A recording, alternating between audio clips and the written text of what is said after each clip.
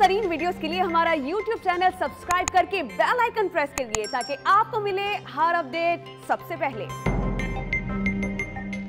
Lahore general अस्पताल में बारिश का पानी दाखिल हो गया है। प्लास्टिक सर्जरी का वार्ड तालाब का मंजर पेश करने लगा। नुमाइंदा डॉन न्यूज नुमान लियाकत से इस मुतालिक बात जानेंगे। नुमान बताएगा क्या इकदाम किए जा रहे हैं बारिश का पानी यहाँ से निकालने के लिए।